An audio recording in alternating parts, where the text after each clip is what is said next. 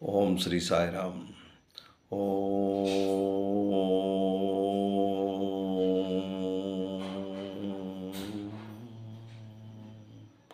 గురు బ్రహ్మ గురు విష్ణు గురుర్దేవో మహేశ్వర గురు సాక్షాత్ పరబ్రహ్మ తస్మై శ్రీ గురువే నమః. ఓం తత్సత్. శ్రీమద్భగవద్గీతాసు ఉపనిషత్తు బ్రహ్మ విద్యానాం యోగశాస్త్రే శ్రీకృష్ణార్జున సంవాదే జ్ఞాన విజ్ఞాన యోగం సప్తమోధ్యాయః. సాయిరామ్. మనం 7వ అధ్యాయంలో నిన్న 12 శ్లోకాల వరకు మనం నేర్చుకున్నాం. ఈరోజు 13, 14 2 శ్లోకాలు, అంటే 2 శ్లోకాలు చెప్పుకున్నా నా వీలుని బట్టి నేను చెప్పడం అవుతుంది. ఇదంతా భగవంతుడు ఆశీస్సులతో నాతో చెప్పిస్తున్నారు. అయితే నిజంగానూ జ్ఞాన విజ్ఞాన యోగం అన్నది అందరూ తెలుసుకోవాల్సిందే.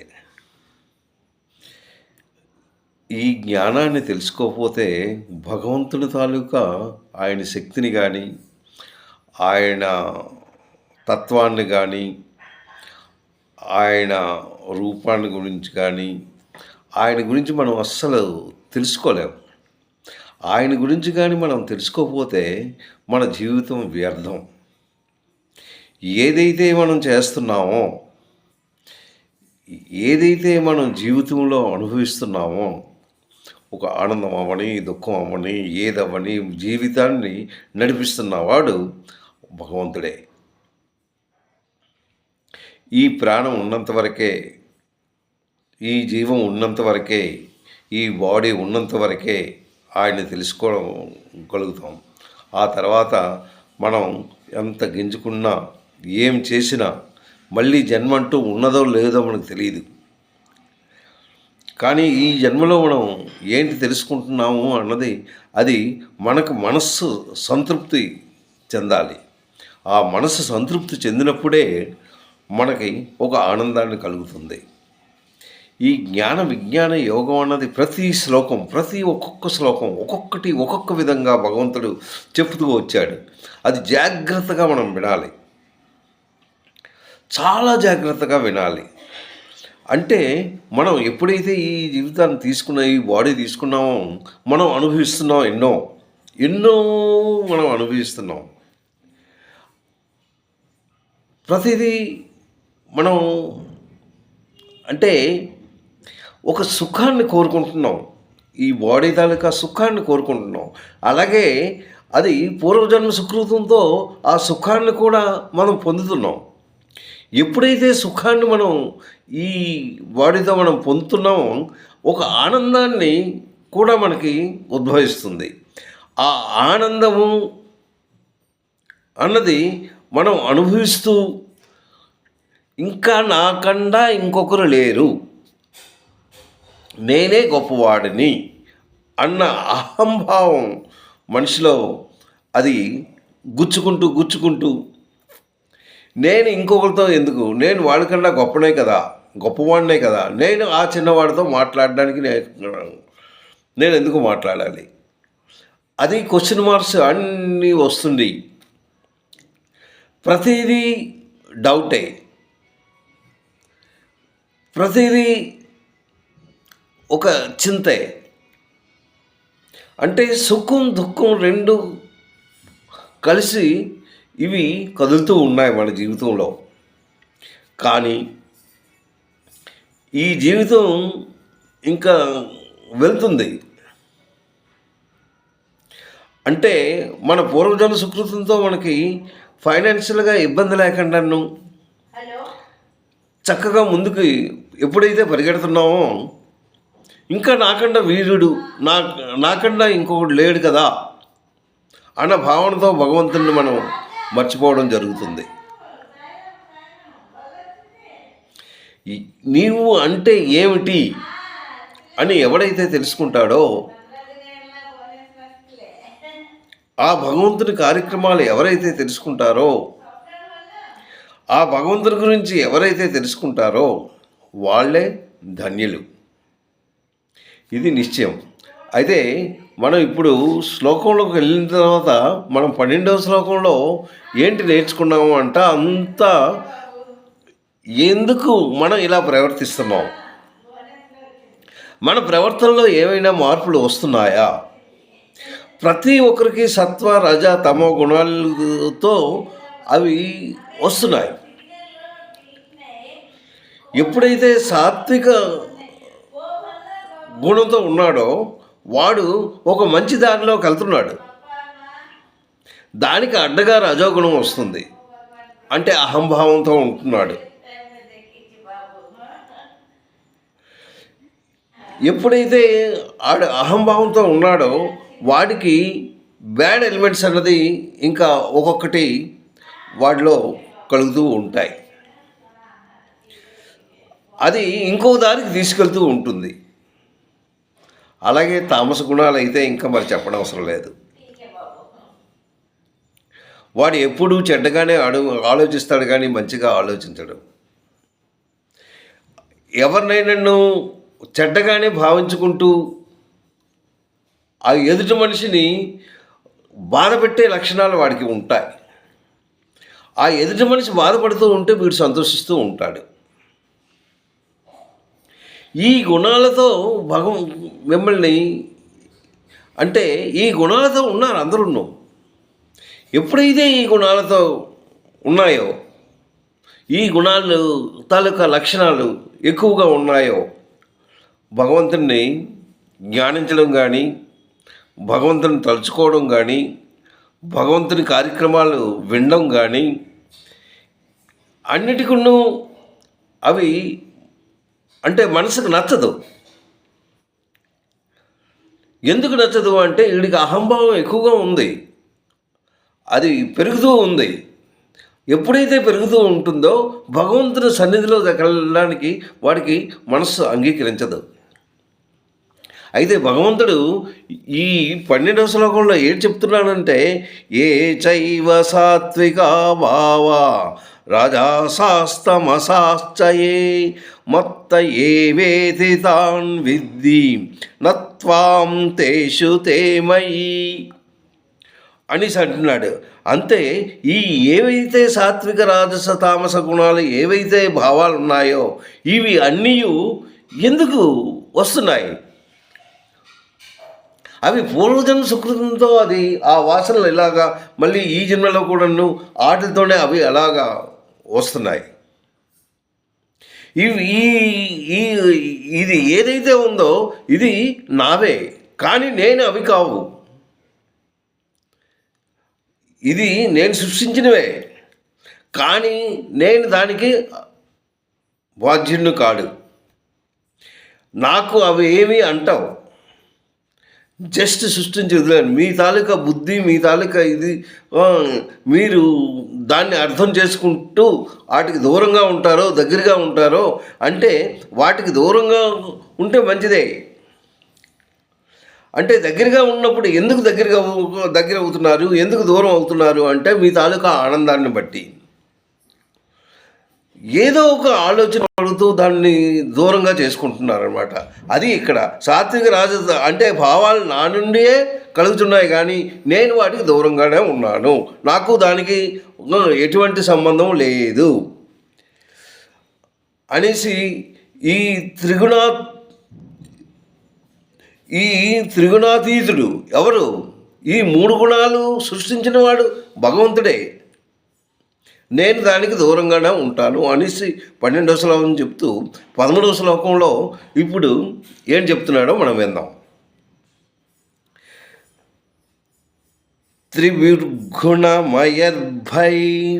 మయర్భావై అంటే త్రివిగుణమై భావై అని చదువుకోవాలి. త్రిభిః గుణమయి భావయి. ఇది 13వ శ్లోకం, 7వ అధ్యాయంలో 13వ శ్లోకం. నేను చదువుతున్నప్పుడు ఒక్కసారి మీరు దాన్ని తెరుచుకున్నట్టయితే మీరు దానికి అర్థం అవుతుంటుంది. త్రివిగుణమై భవై ఏవి సర్వం ఇదం జగత్, సర్వం ఇదం జగత్ మోహితం నాభిజానాతి మమేభ్యః పరమవ్యయం. ఇది 13వ శ్లోకం.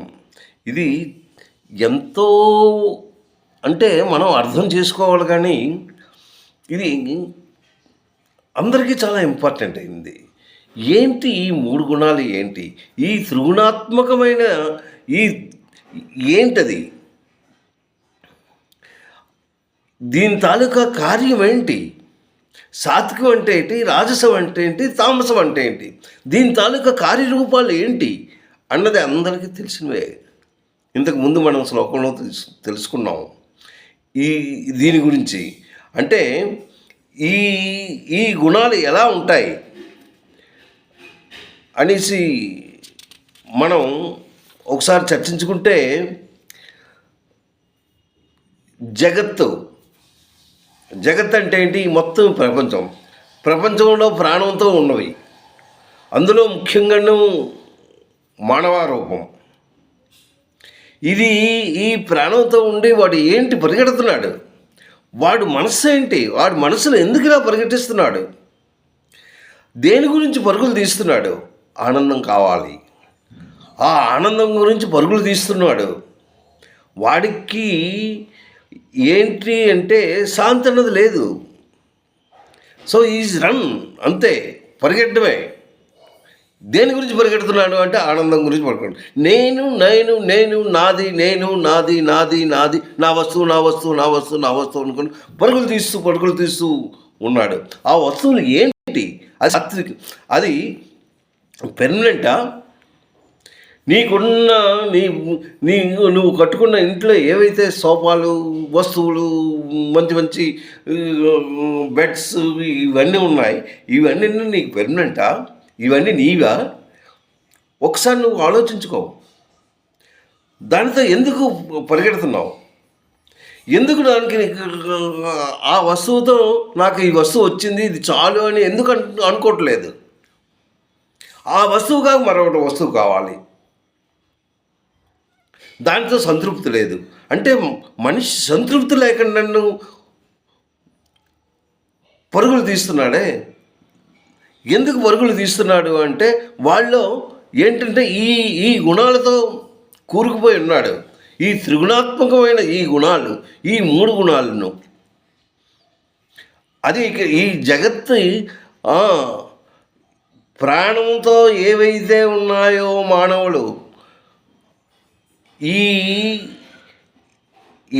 ఈ గుణాలు కార్యరూపములై సాత్విక, రాజస, తామస ఇవి కార్యరూపాలు చెందుతున్నాయి.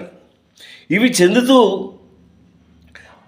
దాంట్లో ఎందుకు దాని గురించి పరిగెడుతున్నాడు? దానికి మోహితం ఎందుకు అవుతున్నాడు? దానితో కనెక్షన్ ఎక్కువగా పెట్టుకుంటున్నాడు. ఏంటి? ఏదైతే రాజసయోగం ఉందో ఆ రాజసయోగంలో ఎవరైతే ఈ రాజసంలో ఉంటాడో, రాజసంలో ఉన్నవాడు వాడు ఎప్పుడూ పదవుల గురించి పరిగెడతాడు. వాడికి గొప్ప కావాలి, పదవి కావాలి, హోదా కావాలి, మంచి శ్రేయస్సు కావాలి. దాని గురించే ఎప్పుడు తాపత్రయపడుతుంటూ ఉంటాడు. ఈ రాజస గుణాలతో ఉన్నవాడు భుజాశక్తి ఉంటుంది వాడికి. తామసంలో ఉన్నవాడు వాడు ఏంటంటే ఎక్కువగా నిద్రలో ఉంటాడు. ఆడి తాలూకా తెలివితేటలు పూర్తిగా వ్యర్థమై ఉంటాయి. ఎప్పుడు తప్పుడు ఆలోచనలతో ఉంటాడు. ఇవన్నీ ఎలా వచ్చాయి? ఈ గుణాలతో ఎందుకు వాడు ఆ గుణాలతో సతమతం అవుతూ ఉన్నాడు? వాడు ఎందుకు ట్రై చేయట్లేదు? నేను సాత్వికంగా ఉండాలి, నేను మంచిగా ఉండాలి, నేను మనిషిగా ఉండాలి అన్న భావనతో ఎందుకు ముందుకు రావట్లేదు? అంటే ఈ గుణాల తాలూకా తత్వం, ఆ తత్వం ఎలా వచ్చిందంటే భగవంతుడి తాలూకా మాయతోనే ఉంది. అది మీకు కప్పబడి ఉంది. దాని నుంచి పరిగెట్టాలి, దాని నుంచి బయటికి రావాలి అంటే ఓన్లీ భగవంతుని ప్రార్థన మాత్రమే. భగవంతుని తాలూకా ఎప్పుడైతే నువ్వు భగవంతుని దగ్గరలో ఉంటావో, లింక్ ఏర్పడతావో, భగవంతుని నామస్మరణ చేస్తావో, ఇంకొక ఆలోచన లేకుండా ఎప్పుడైతే దాంట్లో ఉంటావో నువ్వు ఆనందాన్ని పొందగలవు. లేకపోతే నువ్వు ఆనందాన్ని పొందలేవు. ఎందుకు అంటే ఆ భగవంతుని మాయలో ఉన్నావు. ఆయన మాయారూపుడు. అది నీకు కప్పబడి ఉంది. ఆ మాయను అర్థం చేసుకోవాలంటే ఇది మామూలు విషయం కాదు. మంత్రతంత్రాలు మాయలు చేస్తుంటారు, అది వేరు. ఈ భగవంతుడి తాలూకా మాయారూపం అన్నది అది ఎవరికి ఏం చేస్తాడు అన్నది ఆయనకే తెలుసు. నువ్వు అనుకోకుండా నీకు అన్నీ జరుగుతుంటాయి. నువ్వు అనుకోవు, కానీ అవి వస్తూనే ఉంటాయి. అదేంటి? పూర్వజన్మ సుకృతంతో వస్తూ ఉంటాయి. ఇదే నా గొప్ప అనుకుంటావు, కానీ ఇది నీ గొప్ప కాదు. ఏదో మంచి పనులు చేసి ఉంటావు కింది జన్మలో. ఈ జన్మలో నువ్వు ఇలా ఉన్నావు, ఈ ఉద్యోగంలో ఉన్నావు, హోదాగా ఉన్నావు, డబ్బులు సంపాదిస్తున్నావు. It is okay. కానీ దాన్ని మాత్రం నువ్వు గర్వపడక. నీ తాలూకా వెనకను ఎవరున్నారు అన్నది నువ్వు ఆలోచించుకోవాలి. అంటే నేను ఎలా జన్మెక్కాను, నేను జన్మలో ఏం చేశాను, ఇది నువ్వు ఆలోచించుకున్నట్టయితే భగవంతుని ఎప్పుడు నువ్వు భగవంతుని దగ్గరలోనే ఉంటావు. అంటే సాత్విక రాజస తామస ఈ గుణాలకి ఏంటి అంటే ఇది మాయతో కప్పబడి ఉంది. అంటే ఈ గుణాలతో ఉన్నావు, ఈ భావాలతో ఉన్నావు, దానికి మోహితులు అవుతున్నావు. దీనికి అతీతుడు ఎవడు? దీనికన్నా అతీతం అంటే నువ్వు ఈ ప్రపంచం గురించి నువ్వు ఆలోచించినట్టయితే అప్పుడు నువ్వు దీంట్లో ఇంకా ఏంటుంది అలా ఆలోచించినట్టయితే ఆ భగవంతుడి గురించి నువ్వు తెలుసుకోగలవు. ఎప్పుడైతే నువ్వు ఈ గుణాలతో సతమతం అవుతున్నావో నువ్వు భగవంతుని తెలుసుకోలేవు. అదే ఈ శ్లోకంలో అంటున్నాడు అనమాట. అంటే గుణముల యొక్క కార్యరూపములు, ఈ కార్యరూపంలో ఏంటి? సాత్విక రాజస తామస. ఎప్పుడైతే ఈ దీనికి నువ్వు లోనై ఉన్నావో, ఎప్పుడైతే దీనికి కట్టుబడిపోయి ఉన్నావో అప్పటి వరకు నువ్వు కట్టుబడి ఉన్నప్పుడు నువ్వు భగవంతుడి దగ్గరికి నువ్వు చెరువులో చేరుకోలేవు. ఎందుకు అంటే ఈ జగత్తంతా ఒక ఆనందాన్ని నీకు కావాలి అని ఊడికి సతమతం అవుతుంటావు. దాని గురించే పరుగులు తీస్తూ ఉన్నావు. కానీ ఇది ఎక్కడి నుంచి వచ్చింది, ఏమిటి, ఈ మాయ ఏంటి, ఇది దీని నుంచి ఎలా నివారణ అవ్వాలి అని ఆలోచిస్తే నీకు తప్పక ఒక మంచి తావ దొరుకుతుంది. ఆ ఆలోచన నీలో ఉన్నట్టయితేనే, కేర్లెస్ అంటే నీకు ఇంకేం దొరకదు. అది ఇక్కడ 13వ శ్లోకంలో ఆ మోహితం నా అభిజనాతి అంటే నా తెలుసుకోలేకపోతున్నాడు. అభిజనాతి దీంట్లో మోహితమై కట్టుబడి ఉన్నాడనమాట.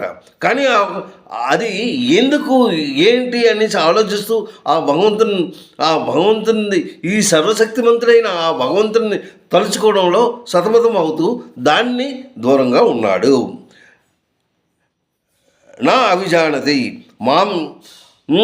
మమేభ్యం పరమం అవ్యయం. ఏంటి? ఏదైతే శాశ్వతమో ఏదైతే అశాశ్వతమో అది తెలుసుకోలేకపోతున్నాడు.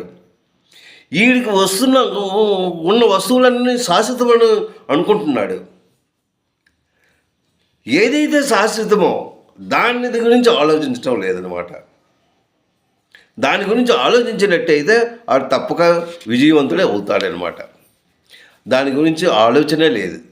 అందు గురించి నువ్వు భగవంతుణ్ణి ఎప్పుడైతే నువ్వు పట్టుకుంటావో నువ్వు ఈ మాయ నుంచి బయటికి పడగలవు అనేసి భగవంతుడు తన శ్లోకంలో తెలియపరుస్తున్నాడు. తర్వాత శ్లోకం ఏంటి మనం చెప్దాం. దైవీ, అక్కడ దైవీ అని పెట్టాడు. దైవీ అంటే దేవుడు అనమాట. ఏంటి? అలౌకికమైనది, శక్తివంతుడు, పరమరూపుడు, పరమ పురుషుడు, పరమోత్తముడు అయిన ఆ భగవంతుడు. అందుకే అక్కడ దైవీ అనేసి స్టార్ట్ చేశాడు. దైవీ ఏషా, దైవీ ఏష గుణామయీమం మయా దురత్యయా. దురత్యయా ఏంటి? గుణామయీమం మాయా దురత్యయా అంటే ఈ మాయలో ఉన్నది దురత్యయ, దాన్ని అధిగమించడం ఎలాగా? దానికన్నా అంటే దానికి మించడం. ఇప్పుడు పరుగుల పందెం ఏంటంటే నేను ఆడికన్నా ముందు వెళ్ళాలి, నేను ఆడికన్నా ముందు వెళ్ళాలి అని తన శక్తి కొలది పరిగెడుతుంటాడే. ఎందుకు? విన్. కానీ దీంట్లో ఎందుకు అలా విన్ అవ్వట్లేదు? దీనికన్నా ఏంటి ఈ ఆ ముందున్నది ఏంటి అని ఆలోచించుకోవట్లేదు.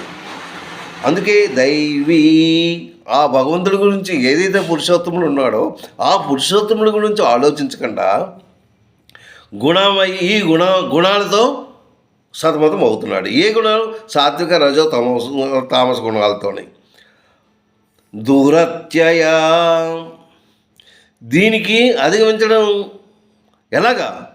ఈ సాత్విక ఈ తామస రజో గుణాలు ఎప్పుడైతే నీకు ఉంటుందో దాన్ని ఎలా విడిచిపెట్టాలి అని నువ్వు ఆలోచించినట్టయితే దానితో ఆనందపడిపోతున్నావు, కానీ దాన్ని అధిగమించాలి. దానికన్నా దీన్ని విడిచిపెట్టడం ఎలాగా అని నువ్వు గుణామయీ మమమయా దురత్యయ దానికన్నా ముందు ఎలా అడుగుతాను? మమేవ ఏ ప్రవద్యంతే, ఎలాగా ప్రవద్యంతే అక్కడ అంటున్నాడు. అంటే నన్ను నీవు భజించినచో, నన్ను నువ్వు పూజ చేసినచో, నన్ను నువ్వు తెలుసుకున్నచో, నన్ను నువ్వు ప్రార్థించినచో, నా తాలూకా మాయను నువ్వు తెలుసుకో, నన్ను పట్టుకో, ఈ సర్వాంతరమైన ఈ పురుషోత్తముని నువ్వు పట్టుకున్నట్టయితే నువ్వు తప్పుగా ముందుకు వెళ్ళగలవు. అది ఇక్కడ అంటున్నాడు. మమేవ ఏ ప్రవద్యంతి మాయమేతం తరంతతే. తరంతి, నువ్వు ఈ సంసారంలో పడిపోయి సతమతం అవుతున్నావు, పడుతున్నావు, లెగుస్తున్నావు, పడుతున్నావు, దుఃఖానికి గురవుతున్నావు. సంతోషం వస్తే నాకు మించింది లేదా అంటున్నావు.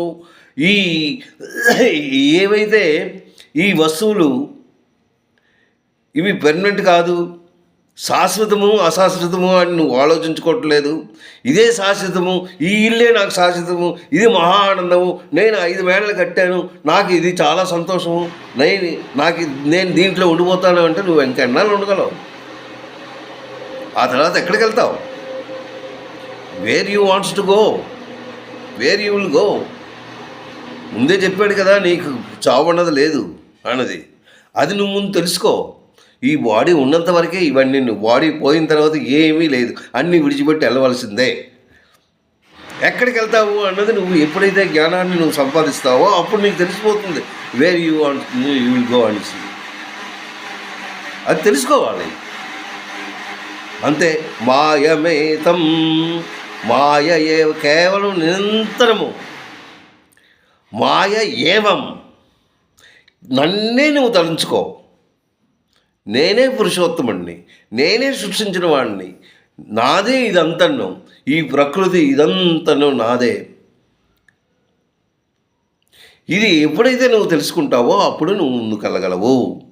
తరంతిది అంటే నువ్వు ఈ సంసార బంధం నుంచి ముక్తి అవ్వగలవు, అంటే భగవంతునిలో చేరువుగా ఉండగలవు. అప్పుడే నువ్వు సంతోషించగలవు అన్న భావన ఇందులో తెలిపాడు. దైవీహేషా గుణమయీమం మయా దురత్యయ మమేవ ఏ ప్రవద్యంతి నన్ను ప్రార్థించినచో మయామేతం తరంతతి. నా మాయ త్రిగుణాత్మకమైనది, అంటే 3 గుణాలతో కూడినది. ప్రతి ఒక్కరి దగ్గర ఈ 3 గుణాలు ఉన్నాయి, త్రిగుణాత్మకమైనది. ఈ గుణాలు ఏంటి? అలౌకికం, అది చాలా గొప్పవి. దీన్ని విడిచిపెట్టడం సాధ్యం కాదు, చాలా డిఫికల్ట్. ఎందుకంటే ఈ గుణాలతో నీకు ఉన్నాయి, ఈ గుణాలను ఎలా నువ్వు విడిచిపెట్టగలవు? It is very difficult to leave. ఆ గుణాలు నీతో కంపల్సరీ అవి నీకు పట్టుకునే ఉంటాయి. దాన్ని విడిచిపెట్టడం చాలా కష్టము. అది విడిచిపెట్టచ్చు. ఎలా విడిచిపెట్టంటే నిరంతరం నన్నే భజించినచో, నన్నే ప్రార్థించినచో నువ్వు తప్పుగా దీని నుంచి విముక్తుడు అవుతావు. ఈ సంసార సాగరం నుంచి నువ్వు విముక్తుడు అవుతావు. చూడండి భగవంతుడు ఎంత చక్కగా చెప్పాడో. నిజంగా మనం ఎంత ధన్యులమో. ఈ ఒక్కొక్క శ్లోకాన్ని మనం నేర్చుకుంటూ ఒక్కొక్క అడుగు ముందుకు వేస్తూ ఒక ఆనందాన్ని, అంటే ఈ జ్ఞానాన్ని అభివృద్ధి చేయడానికి తెలుసుకుంటూ ఇంకా భగవంతుని చేరువలో చేరడానికి మనకు ఒక మంచి మార్గాన్ని భగవంతుడు చూపించాడు అంటే నిజంగా ఆయనకి ఎంత రుణపడి ఉన్నాము. సాయిరామ్, మీరు కూడా అలాగనే ఆ భగవంతుని సన్నిధిలో ఉంటూ భగవంతుని ధ్యానిస్తూ ఈ జన్మ సార్థకం అవ్వడానికి మీరు ఎప్పుడూ ప్రార్థించాలి. సాయిరామ్.